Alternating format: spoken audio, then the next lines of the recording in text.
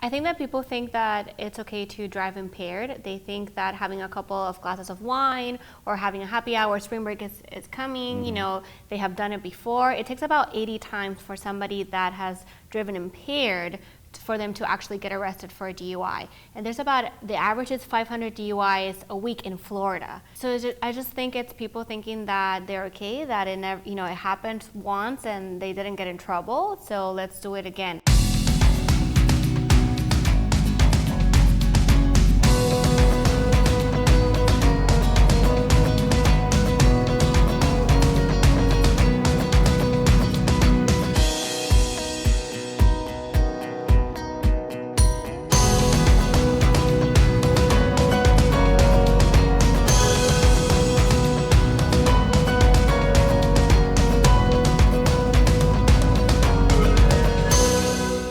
Welcome to Leon County Today with Sheriff Walt McNeil. I'm Shonda Knight, and we've got a fill-in today for Sheriff, Assistant Sheriff Steve Harrelson over our detention facility. Thank you so much for being here with us today. Thank you for having me. Yeah, Sheriff had other duties calling, so you are here to talk with us today, and we've got another interesting show for everyone out there. You know, we are just now getting into spring break season. Yes, and it's always a fun time of year, especially for the parents that are not high schoolers, but also of college age. Particularly, it's important to know about things and having important conversations with them about their safety while they're out enjoying spring break. We want everybody to have a great time, but just do it safely. Yeah, there are a lot of pieces to that, and we're today talking with Mothers Against Drunk Driving. And I know a lot of viewers out there, when you think about mothers and drunk driving, a lot of people typically think under the influence of alcohol, but it really spans far beyond that. Oh, absolutely. It's not just alcohol nowadays. I mean, there are pharmaceuticals that people are engaging in, and unfortunately, it does spill over into the spring break era and time when these kids are out having a good time, and unfortunately go a little too far with it. So this is an opportunity for people in our community to learn more about Mothers Against Drunk Driving, what conversations they should be having with their teenagers. You know, sometimes as parents we don't want to, you know, get too deep into those conversations, but it's important beforehand because there are a lot of resources out there. We were talking before the show started about some of the things that people can take advantage of that they don't always do. Right. I mean, and it's a conversation that needs to be had. I mean, if their parents don't have it with their kids, then who's going to have the conversation with them? But there's so many apps that are available with Lyft and Uber, ride shares, that they can get a ride, they can go out and have a great time, but don't have to worry about getting home afterwards. Yeah, we're going to talk a little bit today also about addiction. And you know, working in the detention facility where a lot of what you are dealing with on a day-to-day basis, mental health. And so when it comes to addiction, there are a lot of resources available, but you know, parents, we really need to equip them and just the community in general with what resources are available and how to go about getting help for your loved ones. Yeah, I mean, there's all kinds of resources out there. You can easily find them by looking online and everything, but I say the important thing about parents is that they have to engage and they have to be involved with their kids and know what their children are doing when they're out and about. You know, it's not stopping them from having a good time, but just being parents and watching what they're doing. Yeah, and you might be surprised by how many people in our community are impacted by driving under the influence. So we're going to dig into that topic today. Thank you so much, Assistant Sheriff Harrelson. So be sure to stick around. Mothers Against Drunk Driving here with us today with an important message you should be having with your teens. Stay with us.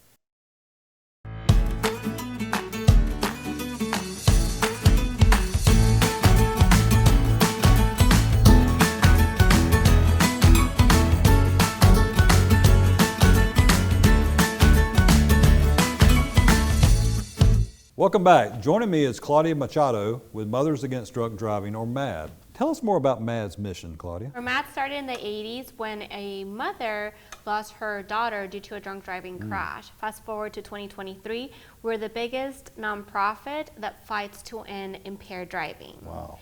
And since then, we have saved lives. Our job, our mission is to end drunk driving, fight drunk driving, not, you know, impaired driving is just not alcohol. We also support the victims of these crimes, and we also do outreach and prevention. All of our services are free. Wow, that is awesome. That is some massive growth in such a short period of time and everything from what y'all started to what you are now. Since the 80s, we have worked to decrease impaired driving fatalities, but this year we received notification from the National Highway Safety Agency that we were every 52 minutes somebody died due to a drunk driving crash. Now we're at 45 minutes. So since the pandemic, we're back to the numbers of 10 years ago. So it has increased the number of deaths due to impaired driving. How do we go from 52 minutes to every 45 minutes? My quick math, that was 27 people per 24-hour period. Now we're at 32 people per 24-hour period. And this is all due to drunk driving crashes. So how do we get to that increase? I think that people think that it's okay to drive impaired. They think that having a couple of glasses of wine or having a happy hour, spring break is coming, you know, they have done it before. It takes about 80 times for somebody that has driven impaired for them to actually get arrested for a DUI. The average is 500 DUIs a week in Florida. So I just think it's people thinking that they're okay, that it never, you know, it happened once and they didn't get in trouble, so let's do it again. And we have to start these conversations, even with our young ones, that first of all, they shouldn't be drinking and driving. They shouldn't be drinking, they're not 21. Right. But if that happens, you have to have a plan. You have to make a plan before when you're getting ready to go out, not when you're out and about. That is very true. Spring break is almost upon us. So what important conversation should parents be having with their children? Well, it starts with the little ones. With the little ones, even though they're not driving, it's about being safe, traffic safety, put your seatbelt. We have 3 programs that are free to the community, prevention programs that are workshops. So you start with the little ones about making sure that they're safe as a passenger. Then we start talking to the middle school and high school students about the dangers of alcohol or drugs, understanding that it's not just alcohol. There's all these new things, Delta 8, there's all these things that are out there that look like gummies and candy, and those also get you impaired and are illegal for underage. And then for the college age, it's about if you're going out and there's alcohol involved, have a plan, whether it's an Uber, a Lyft, a designated driver, they have to have a plan. And if they're in a situation when they don't have money or they don't know what to do, having that trust with parents that they can call. It's very important. I always tell parents when we have these conversations, do you prefer a knock on the door from law enforcement or your child saying, hey, I'm in trouble, please pick me up? So it's continuous conversations since they're young, and even when they're in college, and I know sometimes the students don't call enough the parents, it's reminding them if they're going out and about during spring break. Wow, that sounds a lot. I raised 2 young men in this community, and now they're out and about, out of college. But I remember having those same conversations with them. I don't care what time you call me, day or night, just call me. And there'll be no argument, there'll be no fussing or anything like that. It's just make sure you get home safe. And that was always the option they had. So great work and great conversation that should be having with parents and should be having with their children as well too. Thanks, Claudia. Up next, help is available to those struggling with addiction and how you can be all in with MADD. So stay with us.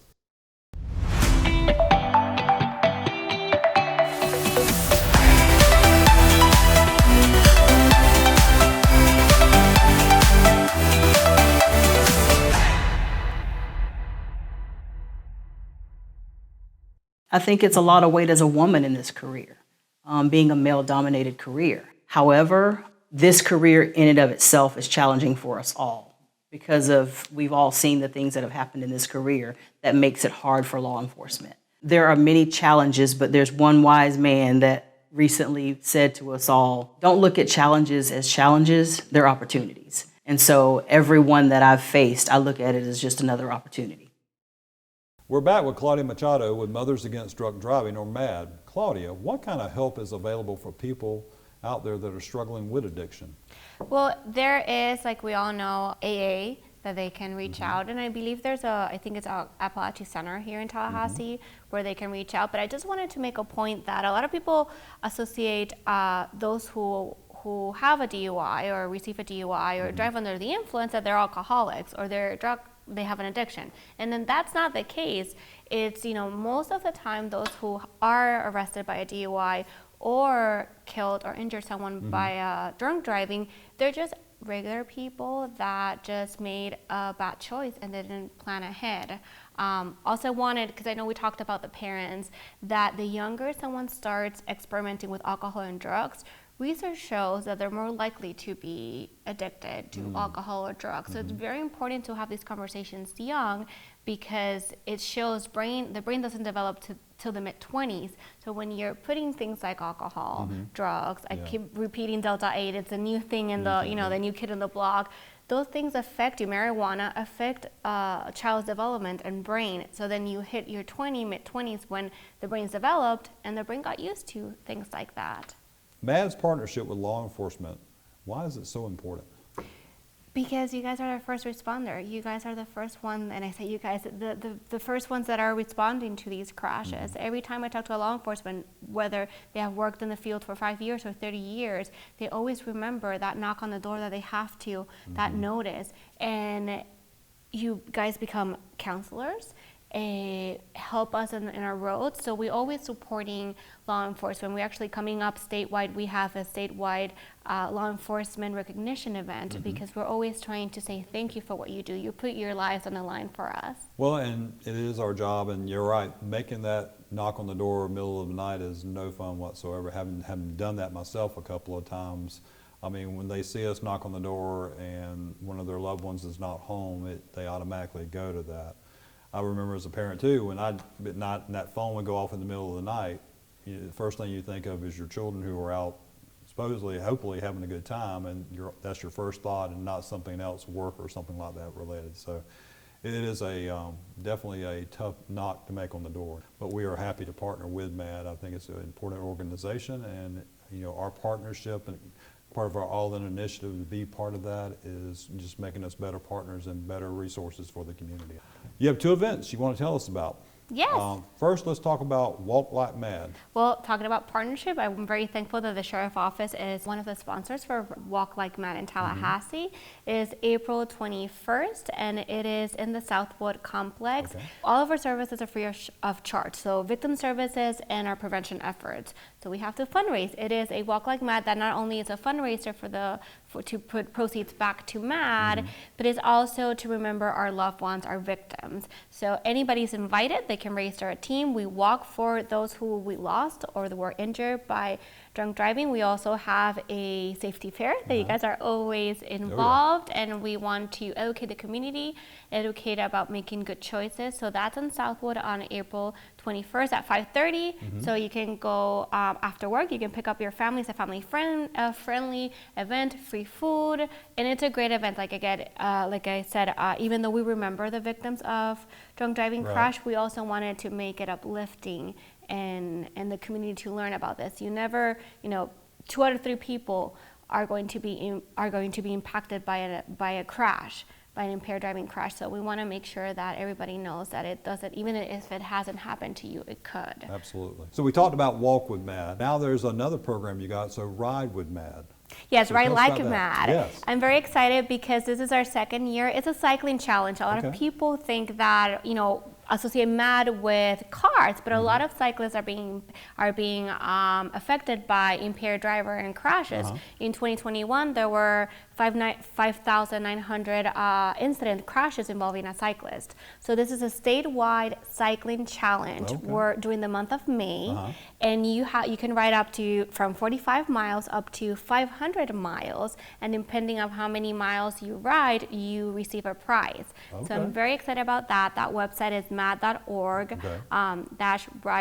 /RLMFL, and anybody in the state can join, and they can ride for a future of no more victims. Awesome. So ways for these folks in the community to be able to come involved with MADD are these 2 great programs, the Walk or the Ride. How can our viewers learn more and become more involved with MADD other than these other two programs you just told us about? The easiest way is to contact us through Facebook, MADD Northwest Florida. We have 7 district offices, but this area is MADD Northwest Florida. And if you're a parent or if you want to invite us to speak at a school, at an organization, we have different programs for adults, for parents, for youth, and we just want everybody to be safe, and all of our prevention programs are free of charge.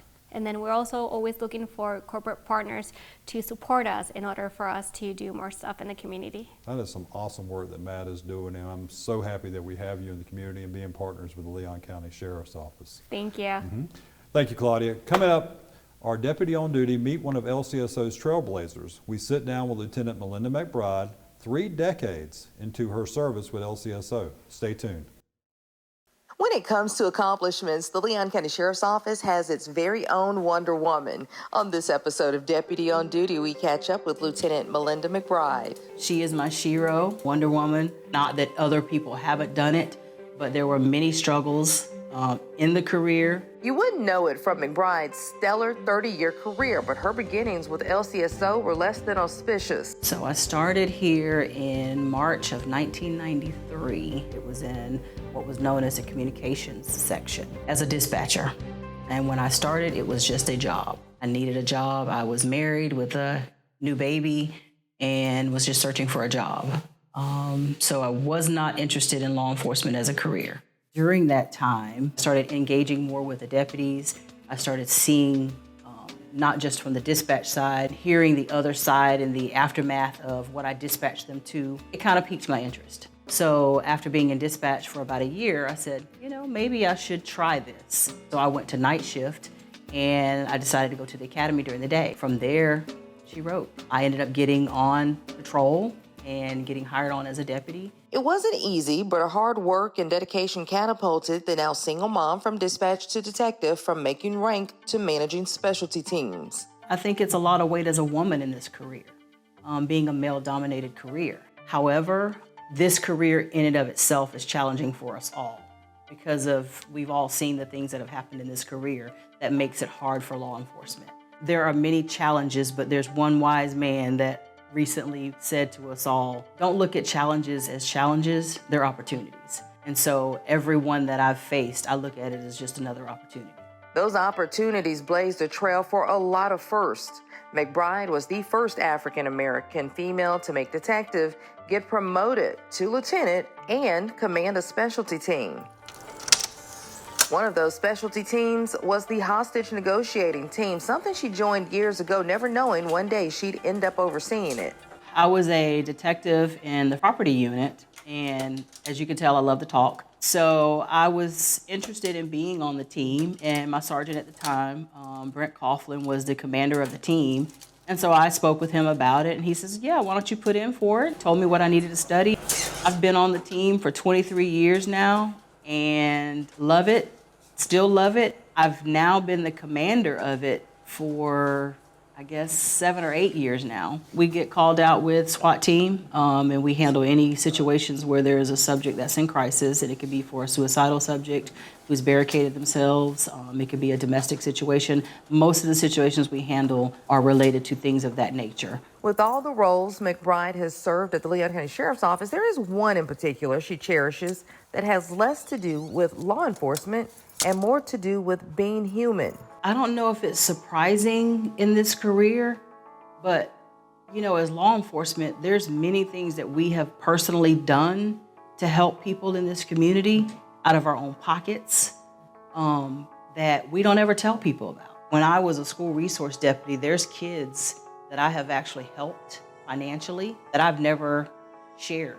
And I won't share. I say it to say now, but I would never go and tell anyone that I ever supported a family or did, because I didn't want anyone to know it, because it was from the true genuineness of my heart. So law enforcement afforded that. So this career allows us sometimes to be in those positions. McBride has not only faced considerable challenges, but major changes in the span of her career. I think it's changed tremendously. I think that with our partnerships with other agencies and entities and things of that nature, that it has. I mean, there are so many more resources now from 30 years ago when I started. 3 decades later, what is the secret to her success?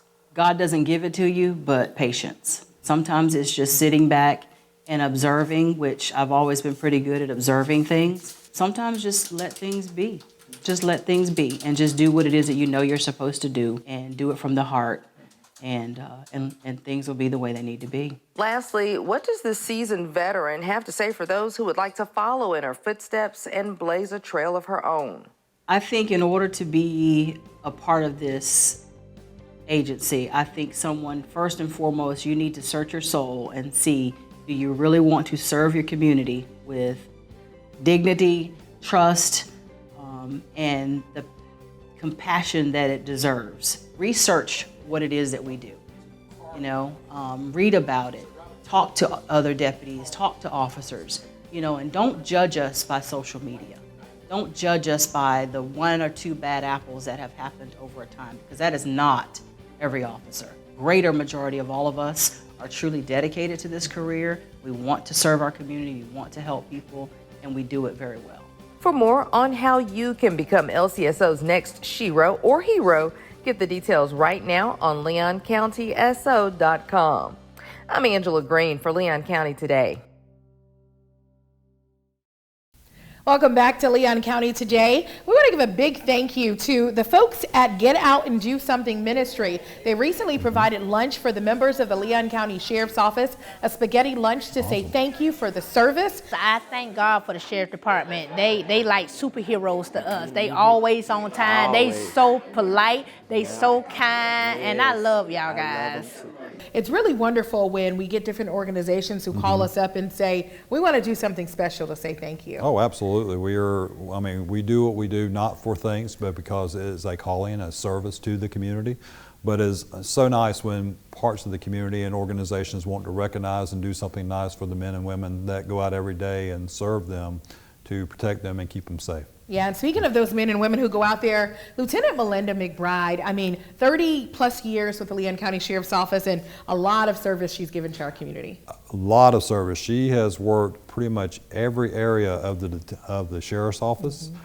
She is currently one of the administrative lieutenants for Uniform Patrol, and she's also the commander for the hostage negotiation team, something that's very close to my heart, having been on the team as well. Definitely, and we're going to wrap it up today talking about Mothers Against Drunk Driving. I remember in high school, back when I was in high school, not that long ago, but right before spring break, they would bring those wrecked vehicles out on the scene and say, look at this, you don't want this to happen to you. A great reminder from Claudia today on why it's so important to take those precautions and have those conversations. Parents have got to have those conversations. Sometimes they're very difficult conversations to have, but they are some of the most important conversations you're going to have with your children. They don't know what you know as a parent, and you have to instill that knowledge in them to keep them safe. Because one day they're going to be doing it to their children as well. I thought it was amazing that one statistic that Claudia said talked about someone goes 80 times before they're finally arrested for DUI. So that's 80 opportunities someone could have got hurt or killed, and just luckily they didn't, and then they get that 80th time where they get introduced to law enforcement, and then their whole life changes after that for the negative. Yeah, have those conversations. Absolutely. For sure. Speaking of having conversations, we've enjoyed having you here today. Been a pleasure. All right, thanks everybody for joining us. We'll see you back here next week.